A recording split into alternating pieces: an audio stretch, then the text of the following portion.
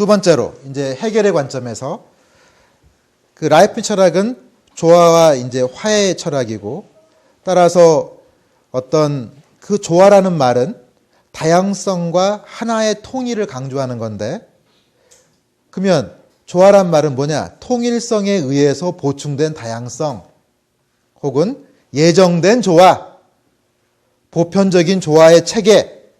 자, 그래서 여러분들이 벌써 이제 철학적 중요한 두 가지 개념이 나옵니다. 하나는 하나와 또 하나는 다수라는 개념이죠. 바로 하나를 철학적 원리로 삼은 사람이 누구죠? 철학사에서 혹시 아는 사람 있습니까? 바로 그게 라이프니츠 철학의 기원이 됩니다. 누굴까요? 하나. 그래, 기독교에서 하나님 그래. 하나님. 하늘님인가요? 하나의 님인가요? 요즘 보면 기독교는 하나님을 더 강조하는 거 보면 이제 유일신, 하나를 더 강조한다는 뜻이겠는데, 자, 누구겠습니까? 바로 신플라톤주의자인 플로티누스가 바로 일자, 하나를 우주의 근원으로 봤죠. 바로 요 하나, 이 하나가 이제 기독교에서는 이제 가드가 되는 거죠. 신이 됩니다. 바로 기본적으로 그 라이프니츠에 대한 여러 해석자들이 있지만, 기본적으로 라이프니츠를 어떤 사람들은 신플라톤주의라고 있습니다. 그러니까 신플라톤주의로 이해하지 않으면 라이프니츠를 잘 이해할 수 없다. 그렇지만 단순히 플라톤주의만 있는 것이 아니라 또 아리스토텔레스주의가 있고, 왜? 개별적인 실체도 강조하니까. 그러니까 이 우주 전체의 하나, 그게 바로 스피노자의 지난번에 신즉 자연이죠. 그렇다면 라이프니츠는 바로 그 하나를 이 우주 전체의 하나가 아니라 우주의 보편적 정신을 부정합니다. 라이프니츠는 바로 개별자로 쪼갭니다. 그러니까 라이프니츠는 하나를 얘기하지만 기본적으로 다수로부터 출발하죠. 그러니까 하나와 다, 이 하나와 다를 가장 고민한 철학자가 누굽니까? 바로 그게 해겔이고 그게 변증법입니다. 그러면 동양에서는 과연 어떤 철학이 이걸 가장 많이 고민했겠습니까? 바로 불교의 화엄경이 일과 다의 문제를 고민합니다. 그러니까 기본적으로 이 형이상학적 문제는 아주 유사한 형태를 갖는데, 그 중에 하나가 하나냐 다냐입니다. 그러니까 라이프니츠는 스피노자처럼 하나로부터 출발하지만 그 하나가 우주 전체의 하나가 아니라 각기 분리되어 존재하는 다수, 그 다수가 각기 하나예요. 다시 말하면 스피노자의 일자를 쪼갠 거죠. 일이 다인 거죠. 자, 이게 라이프니츠의 세계입니다. 그렇지만 자, 해겔이 보기에 이건 굉장히 나이브한 생각이다라고 하기 시작합니다. 그래서 자, 세 번째 보면 라이프니츠는 독일 관념론의 출발점인데, 특히 그의 제자인 볼프는 라이프 철학을 행위상학적 체계로 정립해서 독일 대학의 정규 프로그램으로 정착시킵니다. 바로 칸트가 내가 독단의 잠에서 깨어났다고 말하는 그 독단이 바로 이 라이프니츠를 이 체계화한 볼프, 그러니까 라이프니츠 볼프 형이상학을 가리키는 겁니다. 칸트는 로크를 모든 걸 감성한 철학자로, 반대로 라이프니츠 모든 걸 지성한 철학자로 규정하는데, 그에 의하면 라이프니츠는 경험론과 지각이라는 경험론의 기초를 비판한다고 봅니다. 이런 해석을 이어받아서 해겔은 라이프니츠를 자신의 철학사 속에서 지성의 형이상학이라고 명명합니다. 자, 이 말이 되게 중요합니다, 여러분. 그러니까 오늘 이 말을 잘 배우시는 게 바로 서양 철학사를 이해하는 굉장히 중요한 실마리를 얻게 됩니다. 자, 일단 여러분들이 여기서 먼저 이해될 거는 해겔의 철학사가 굉장히 중요합니다. 여태까지 이제 해겔의 논리학이나 정신현상학, 법철학을 사람들은 주로 읽어왔다면, 사실은 해겔을 이해하는 가장 좋은 입문서로는 철학사가 있습니다. 해겔이 어려운 이유는 헤겔은 어떤 하나의 글을 쓸 때, 어떤 한 문장을 쓸 때 철학사를 집약해서 씁니다. 그는 하이데거도 마찬가지입니다. 들레즈도 마찬가지입니다. 이런 철학자가 어려운 이유는 바로 그 하나의 전체가 담겨있기 때문에 어렵습니다. 그런 점에 있어서 헤겔의 철학사가 지금 많이 잊혀져 있고 읽히지 않고 있는데 저는 앞으로 많이 읽혀야 된다고 생각합니다. 그래서 헤겔은 바로 철학사라는 걸 썼습니다. 이제 버트런 러셀은 그걸 웨스턴, 서양 철학사라고 씁니다. 그건 이제 바로 뭡니까? 이제 동양이라는 혹은 중국이라는 혹은 아시아라는 이런 실체를 인정하겠다 그런 뜻이죠. 바로 그걸 먼저 인정한 사람이 바로 라이프니츠입니다. 라이프니츠는 실제로 자신의 이진법이 주역의 괴이론과 유사하다는 걸 보고 자신의 이론에 대한 확증을 얻고요. 이런 보편적인 조화의 개념은 중국 철학에서 영향을 받았을 거라고 많은 학자들이 주석을 달기도 합니다. 왜냐하면 일과 다의 문제는 실제로 그 수당시대 불교에서 가장 깊이 있게 논의되고 바로 우리의 원효 스님도 가장 깊이 있게 논의한 게 일과 다의 문제이기 때문에 바로 그런 동양 사상에서 영향을 받았을 거라고 추측을 합니다. 왜냐하면 서양에 이런 생각이 없습니다. 실제로 헤겔의 관념론도 어찌 보면은 이런 동양적인 특히 이제 인도 철학이나 불교 철학을 많이 받았을 거라는 생각이 듭니다. 왜냐하면 없어요. 기존에 그런 생각이 잘. 그렇지만 꼭 없는 것만은 아니라는 게 하이데거가 아시아적 사고에서 힌트는 없지만 바로 그 유럽 전통서 다 길러내는 거 보면 그들 나름대로 체계 속에 이미 다 있다는 것도 알 수 있습니다. 그러니까 무조건 아시아께 좋은 것만은 아니죠. 자, 이제 이런 점에 있어서 그 지성이라는 말을 오늘 가장 많이 공부해야 될 가장 중요한 단어죠. 자, 이걸 여러분이 이해하려면 플라톤의 국가편을 봐야 됩니다. 그러니까 플라톤의 국가편에서 가장 중요한 비유가 태양의 비유, 선분의 비유, 동굴의 비유가 나옵니다. 여러분들은 다 동굴의 비유는 압니다. 동굴의 비유는 뭡니까? 지식인이 이데아로 초월하는 거고 다시 동굴 아래로 내려와서 대중과 함께하는 거죠. 바로 지혜와 사랑이라고 하는 이 상승과 하강이라는 어떤 지식인의 어떤 그 사명을 가장 잘 보여주는. 근데 그 지식인은 돌맞아 죽죠. 이제 바로 소크라테스의 운명을 예견한 비유이기도 한데 바로 철학자의 운명을 예견한 비유이기도 하죠. 이 동굴의 비유가 가장 유명하지만 그 서양의 인식론을 제대로 이해하고 형이상학을 제대로 이해하려면 이 선분의 비유를 이해해야 돼요. 선분의 비유라고 하는 것은 기본적으로 인식의 4단계의 설입니다. 자, 그러면은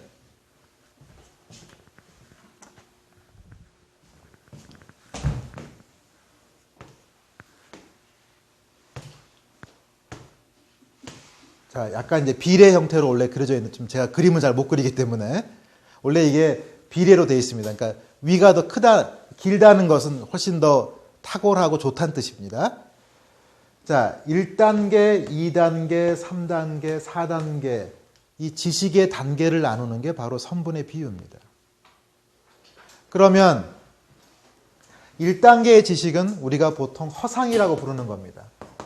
혹은 가상이라고 부르는 겁니다. 헛개비, 내가 그 잘못 본 거죠? 또 착각한 거, 이런 것들이 전부 다 허상입니다. 두 번째 단계는 실상을 보는 겁니다. 근데 이제 요거는 이제 상상의 단계라 그랬고, 이 실상을 보는 거를 이제 그냥 확신 혹은 신념, 이거를 이제 나중에 헤겔은 확실성이라고 표현하고, 데카르트가 말한 확실성이 바로 이겁니다. 확실한 것. 그러니까 실상, 바로 개별적인 실제 사물을 보는 거를 이제 확신이라고 했으니까 아직 최고 단계가 아니죠. 그러니까 플라톤은 바로 경험론을 이런 두 번째 단계에 배치해 놓은 겁니다.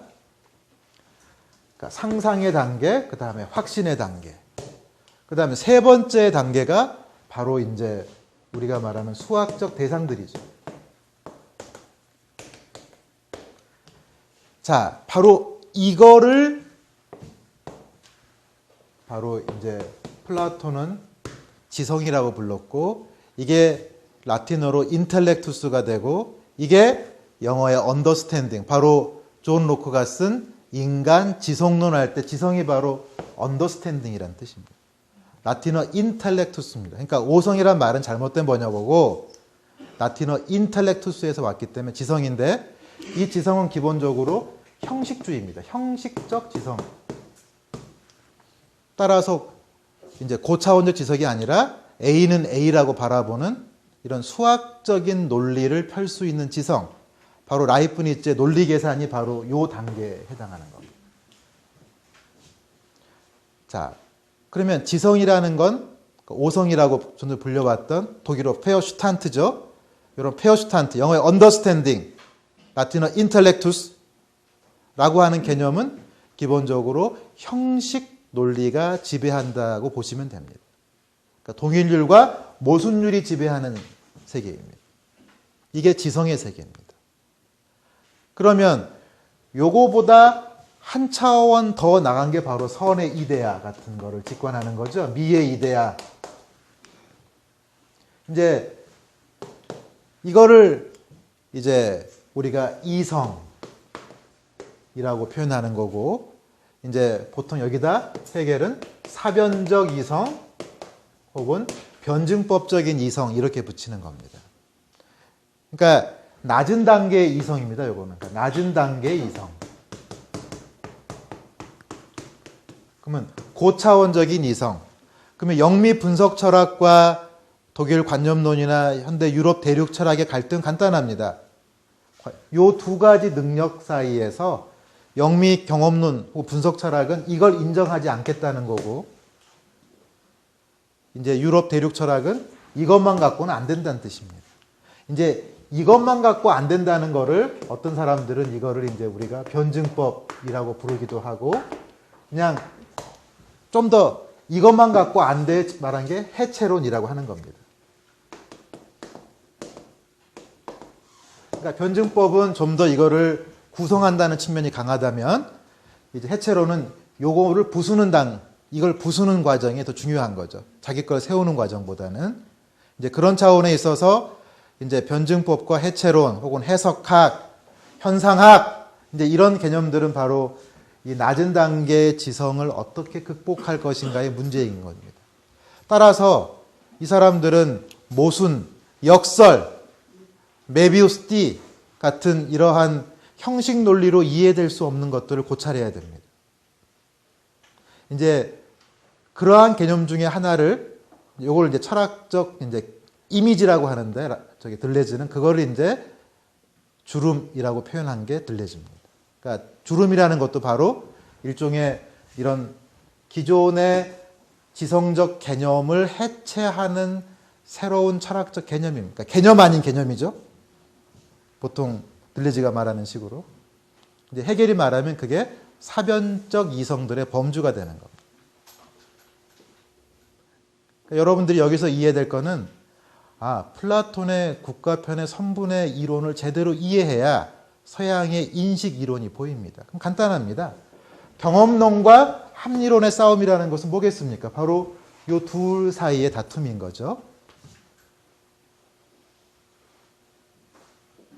이제 이해되시죠? 그러니까 형식 논리가 핵심이냐, 아니면 이제 아까 말한 지각, 이 실상을 경험하는 걸 우리가 지각이라고 하니까 지각이 먼저냐, 뭐가 더 우리 인식의 토대냐, 이게 경험론과 합리론의 논쟁인데, 사실은 합리론 안에 이 두 가지 경향이 다 있기 때문에 스피노자 같은 경우는 이런 사변적 이성이 더 중요하죠. 그러니까 데카르트나 라이프니츠는 형식적 지성도 있지만 이것도 같이 사용하기 때문에 약간 혼란스러운 면이 있습니다. 그래서 아까쯤에 합리론이란 단어가 이 세 사람을 묶기 어렵다는 것은, 보통 철학사에서 배운 합리론은 이쪽으로 한정되기 때문에 그렇습니다. 스피노자를 어떻게 이렇게 읽을 수 있겠습니까? 라이프니츠는 더 못 읽어요. 그러니까 여러분들이 여기서 이해될 거는, 라이프니츠, 스피노자를 이해할 때 바로 이 사변적 이성의 측면이 있기 때문에 형식 논리만 갖고 되지는 않습니다. 근데 재미있죠? 스피노자는 자신의 윤리학을, 기하학적 질서에 따라 섰습니다. 마찬가지로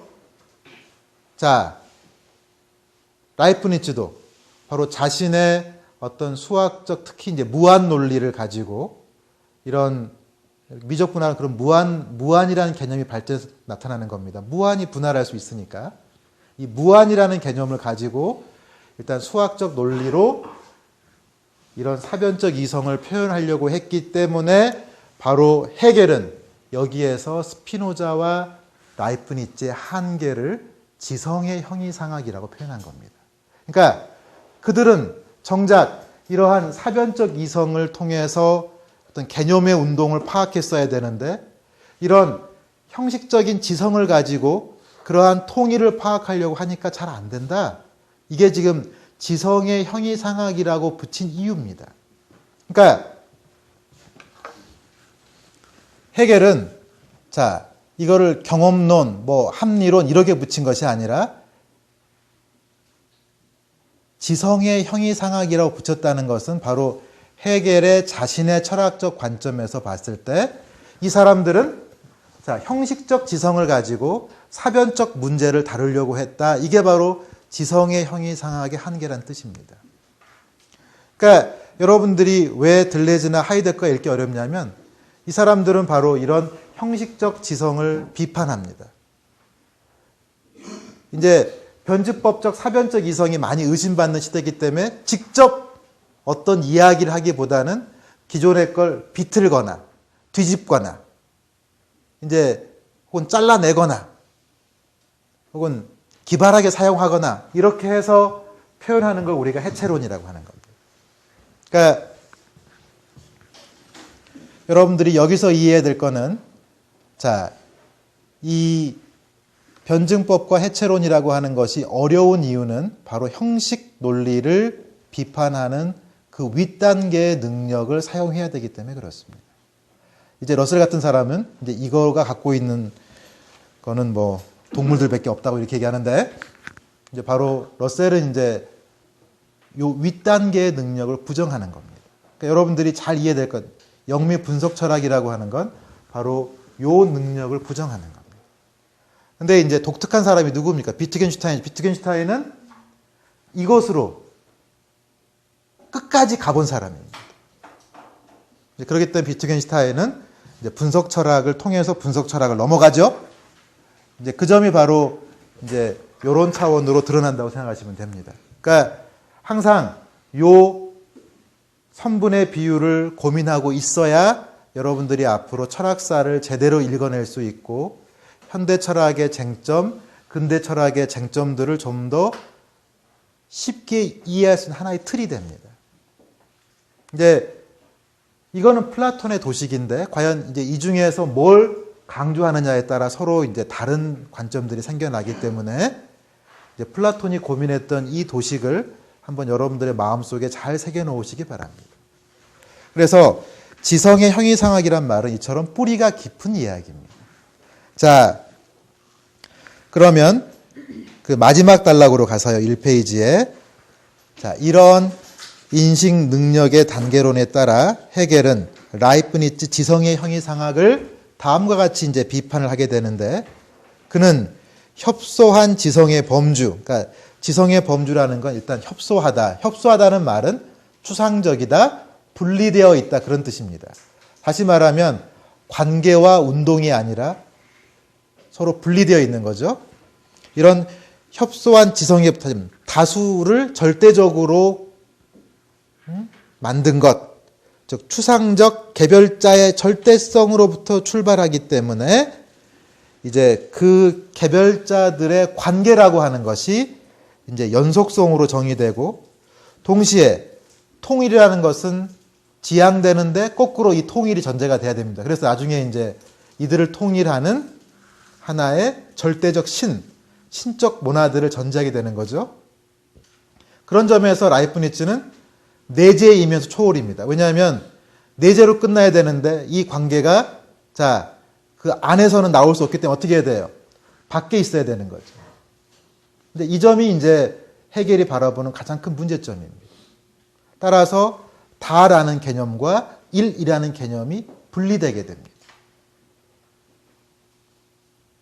그러니까 해겔은 나중에 이제 이거를 동일성과 비동일성의 동일성 이렇게 정식화하기도 하죠. 자, 이제 이거를 이제 들레즈 같은 사람의 경우에는 어떻게 표현합니까, 여러분?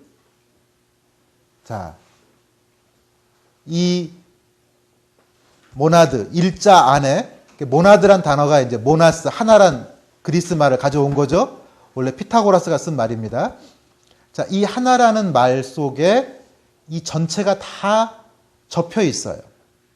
이제 접혀 있는 게 스스로 펼쳐지는 거예요. 마치 탄성력처럼. 그러니까 용출의 비유를 많이 씁니다. 탁 스스로 펼쳐집니다. 그러니까 라이프니츠는 자, 어떤 가능한 것은 실현됩니다. 왜? 방해거리가 없으면.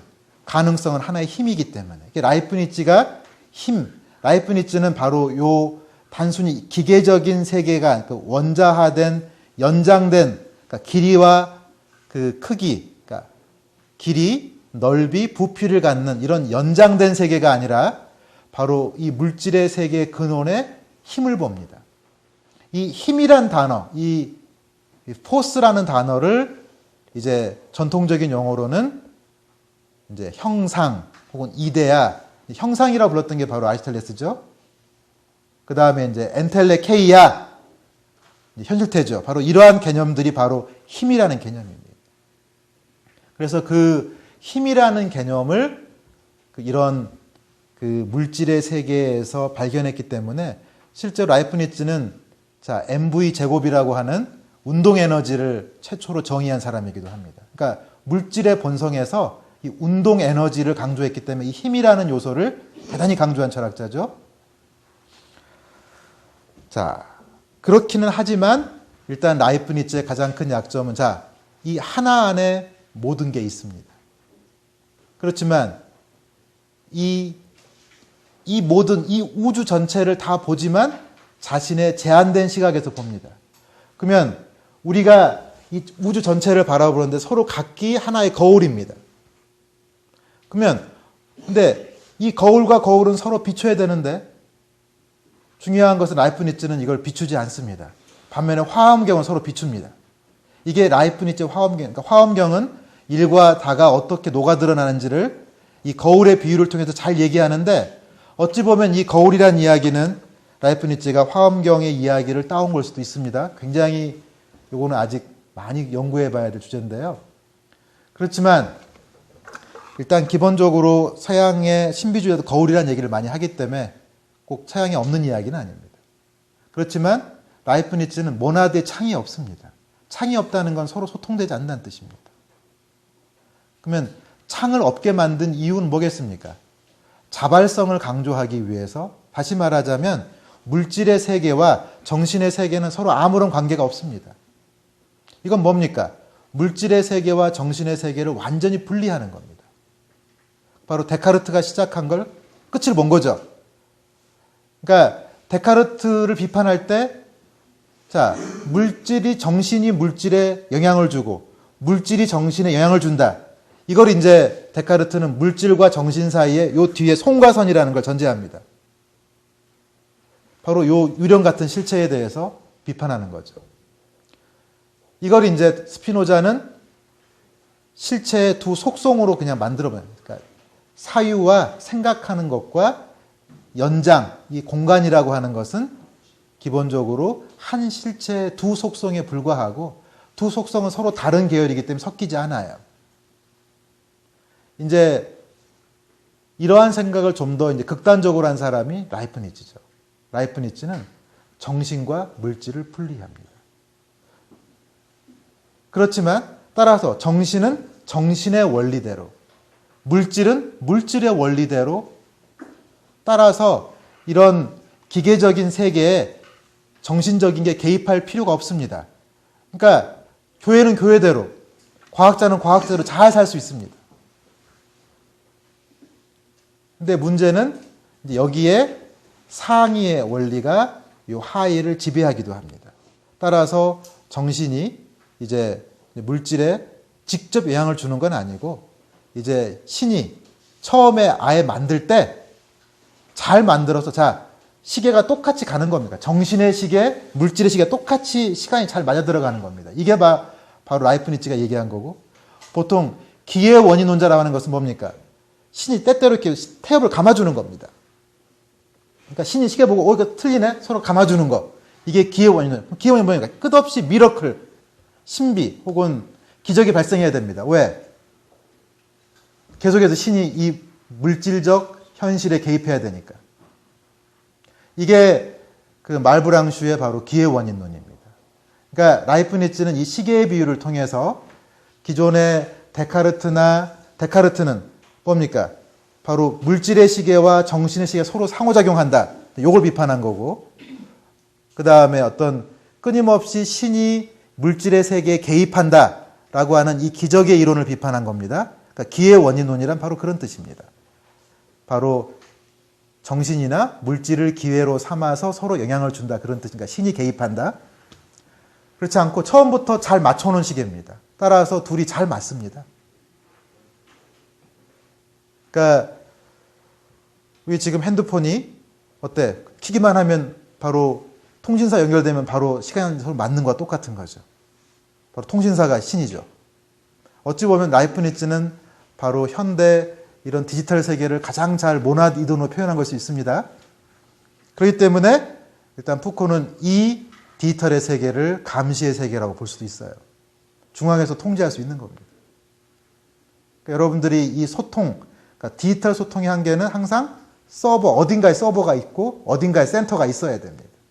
바로 라이프니츠는 그거를 신이라고 불렀습니다. 그러니까 모나드가 서로 소통하는 것이 아니라 신을 통해 소통하는 겁니다. 이게 이제 라이프니츠 이론의 가장 큰 약점이라고 헤겔은 생각합니다. 그러니까 다시 말하면 절대적 다수라는 개념 출발했기 때문에 이들과의 관계라고 하는 개념이 제대로 성립될 수가 없다. 이게 헤겔의 생각입니다. 헤겔은 이거를 지성의 형이상학이라고 부르는 거죠. 그러면 이런 일과 다의 문제를 헤겔은 이제 바로 아까 말한 동일성과 비동일성의 동일성이라는 개념으로 이제 통일을 해보려고 했던 게 바로 헤겔의 철학이고, 그런 통일이 지나치게 획일화된 거 아니냐. 그래서 현대 철학은 거꾸로 이제 차이를 이야기하는 겁니다. 바로 라이프니츠가 왜 이런 해체 철학자의 매력이 있냐면 바로 이 차이에 대한, 서로 차이 나는 거에 대한 이야기를 시작하고, 바로 미분이라는 게 자르는 거고 동시에 그것이 차이를 내는다는 뜻입니다. 여러분들이 여기서 이제 그 미분이라는 개념과 차이를 낸다는 개념을 잘 이해하시면 왜 라이프니츠 철학을 들레즈가 원용하는지 조금 이해할 수 있으실 겁니다.